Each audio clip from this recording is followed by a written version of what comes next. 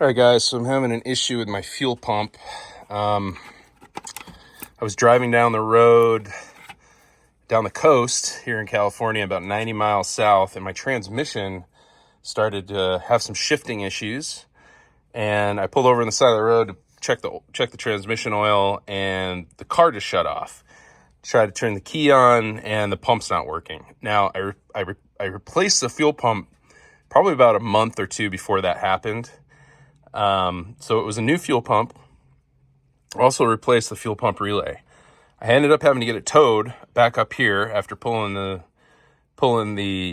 gas tank and the fuel pump out on the side of the road to check the wiring and everything that I did. All was good. So anyway, after that fun mess, I got it home, put a new fuel pump relay in it.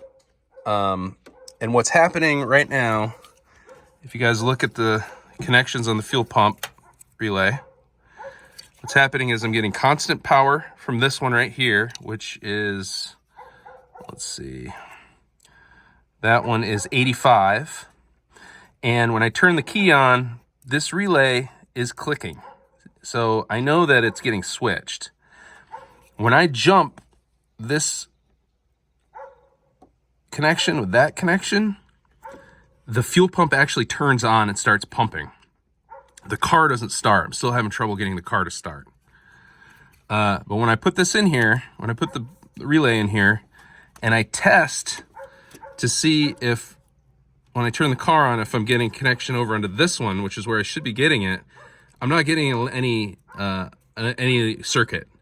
So whatever's happening is preventing, once the switch goes in here, whatever's happening is preventing the electricity to run over from this side to run the fuel pump itself. Now, I've checked the ground to make sure there's continuity there. There's continuity, and I've checked the ground connections, and that looks good. I've checked the cable for continuity on the, I believe it's the orange cable, which is under here. So I know there's not an issue with that. Let's see. Yeah, the orange cable. So the gray cable and the orange cable I know are good.